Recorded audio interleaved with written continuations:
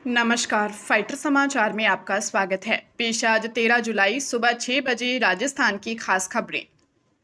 राजस्थान में vehicle location tracking device की SOP जारी न होने, परमिट फिटनेस नवीनीकरण में आ रही बाधाओं और ई डिटेक्शन को गलत चालानों के विरोध में आज सुबह से प्रदेश भर के ट्रांसपोर्टर्स ने चक्का जाम शुरू कर दिया है।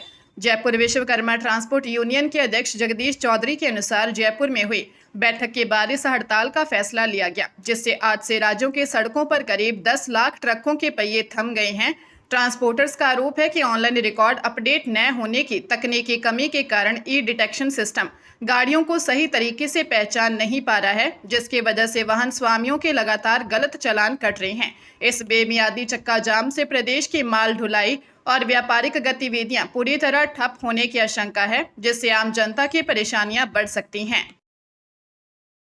अमेरिकी राष्ट्रपति डोनाल्ड ट्रंप ने साफ किया है कि ईरान के साथ बातचीत जारी रहेगी, लेकिन दोनों देशों के बीच हुआ सीज फायर अब खत्म हो चुका है। ट्रंप के मुताबिक ईरान ने बातचीत की अपील की थी, जिसे अमेरिका ने मान लिया है। हालांकि ईरान ने इस बात से इनकार किया है। ईरानी मीडिया के अनुसार उन्होंने बातचीत की मांग नहीं की, बल्कि तनाव कम करने के लिए कतर के मध्यस्थ की मेजबानी की थी। यह विवाद कतर और सऊदी अरब के व्यापारिक जहाजों पर हमले और उसके बाद अमेरिका ईरान के बीच हुए हवाई हमलों के कारण बढ़ा है।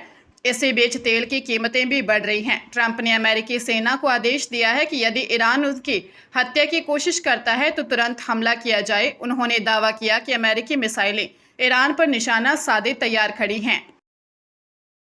रेलवे भर्ती बोर्ड की ओर से आइसोलेटेड कैटेगरी के 311 पदों पर भर्ती के लिए लिखित परीक्षा का आयोजन 14 से 15 जुलाई को किया जाएगा। परीक्षा के लिए देश भर में करीब 3 लाख उम्मीदवार पंजीकृत हैं और अजमेर सहित चुनिंदा केंद्रों पर यह परीक्षा 3 पारियों में आयोजित होगी। रेलवे द्वारा जारी दिशा निर्देशों के अनुसार परीक्षा केंद्र पर प्रवेश के लिए उम्मीदवारों का आधार आधारित बायोमेट्रिक सत्यापन अनिवार्य होगा, जिसके लिए मूल आधार कार्ड या ई वेरीफाइड कॉपी साथ लाना आवश्यक है। अभ्यर्थियों को सलाह दी गई है कि वे सत्यापन में किसी बाधा से बचने के लिए अपना आधार UIDAI सिस्टम में अपडेट रखें और ऑनलाइन रखें। Junior translator, chief law assistant और लाइब्रेरियन जैसे पदों के लिए हो रही इस भर्ती में उम्मीदवारों की संख्या कम होने के कारण परीक्षा का आयोजन सीमित केंद्रों पर ही किया जा रहा है।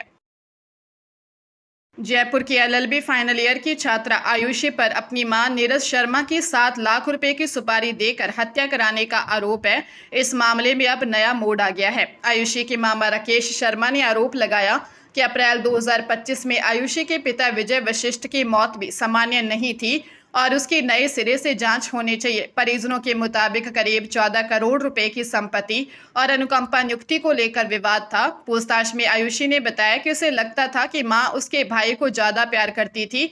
मामा का दावा है कि आयुषी ने मां को धमकी भी दी थी। इस मामले में चचेरे भाई बलराम की भी तलाश की जा रही है। DCP रंजिता शर्मा के अनुसार पुलिस मनोवैज्ञानिकों की मदद से आयुषी से पूछताछ करेगी और पिता की मौत के आरोपों की भी जांच होगी।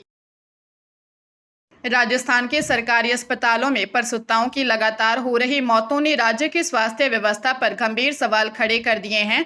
कोटा, बीकानेर और जोधपुर के बाद अब भीलवाड़ा के महात्मा गांधी अस्पताल में 6 दिनों के भीतर 5 प्रसूताओं की मौत से हड़कंप मच गया है। पूर्व मुख्यमंत्री अशोक गहलोत, नेता प्रतिपक्ष टीकाराम जूली और RLP संयोजक हनुमान बेनीवाल ने सरकार को घेरते हुए इसे घोर प्रशासनिक लापरवाही और बदहाल स्वास्थ्य तंत्र का नतीजा बताया है। विपक्षी नेताओं ने आरोप लगाया है कि ऑपरेशन थिएटर में संक्रमण की पुष्टि और उपकरणों की कमी के बावजूद लगातार सिजेरियन ऑपरेशन किए गए, जिससे माताओं की जान जोखिम में पड़ी। विपक्षी दलों ने मुख्यमंत्री भजनलाल शर्मा से मामले की उच्च स्तरीय जांच कराने, जिम्मेदार अधिकारियों पर कार्रवाई करने और पीड़ितों को न्याय दिलाने की मांग की है। केंद्र सरकार ने नेशनल फार्मास्यूटिकल प्राइसिंग अथॉरिटी यानी NPPA ने एक बड़ा फैसला लेते हुए 39 नई दवाओं की अधिकतम खुदरा कीमत तय कर दी है। ड्रग प्राइस कंट्रोल ऑर्डर 2013 के तहत जारी इस आदेश में डायबिटीज, हाई ब्लड प्रेशर, दिल की बीमारी, इन्फेक्शन, आंखों की बीमारी, सांस की तकलीफ और कैंसर जैसी जरूरी दवाएं शामिल हैं। इस सूची में tenecteplase injection, vitamin D3 oral solution, imatinib, empagliflozin, telmisartan, aspirin और एटोरवास्टैटिन कैप्सूल शामिल हैं। अब कोई भी दवा कंपनी इन दवाओं को तय कीमत से ज़्यादा दाम पर नहीं बेच पाएंगी। सभी कंपनियों को अपने डीलरों और राज्यों के ड्रग रेगुलेटर को नई अपडेटेड प्राइस लिस्ट भेजनी होगी।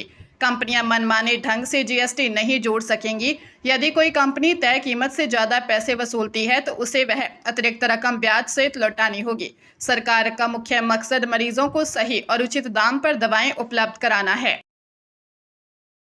राजस्थान में एनर्जी ड्रिंक्स के भ्रामक प्रचार और इनके बढ़ते चलन पर खाद्य सुरक्षा आयुक्तालय ने सख्त कार्रवाई की है। भारतीय खाद्य सुरक्षा एवं मानक प्राधिकरण के दिशा निर्देशों के तहत प्रदेश भर में चलाए गए विशेष अभियान में पिछले एक सप्ताह में 5 लाख से अधिक एनर्जी ड्रिंक्स जब्त की गई हैं। विभाग ने अमेजन, फ्लिपकार्ट और ब्लिंकिट समेत सभी प्रमुख ई-कॉमर्स प्लेटफॉर्म्स को अपनी वेबसाइट व ऐप से एनर्जी ड्रिंक, हेल्थ ड्रिंक और स्पोर्ट्स ड्रिंक जैसी भ्रामक श्रेणियां तत्काल हटाने के निर्देश दिए हैं। कार्रवाई के दायरे में रेड बुल, मॉन्स्टर, स्टिंग और हेल जैसे बड़े ब्रांड शामिल हैं। चिकित्सकों ने चेतावनी दी है कि इनमें मौजूद कैफीन और अत्यधिक चीनी का अनियंत्रित सेवन उच्च रक्तचाप व हृदय संबंधी गंभीर समस्याओं का कारण बन सकता है। विभाग ने आमजन से ऐसे भ्रामक दावों वाले उत्पादों के प्रति सतर्क रहने की अपील की है।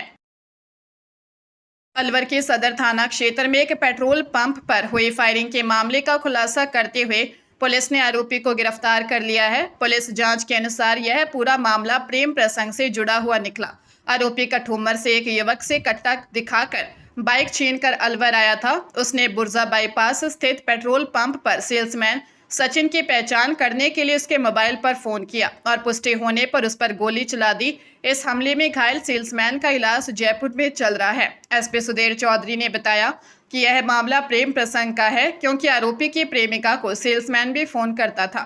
युवती ने ही आरोपी को सेल्समैन का हुलिया और नंबर दिया था। पुलिस इस घटना में युवती की भूमिका की भी जांच कर रही है।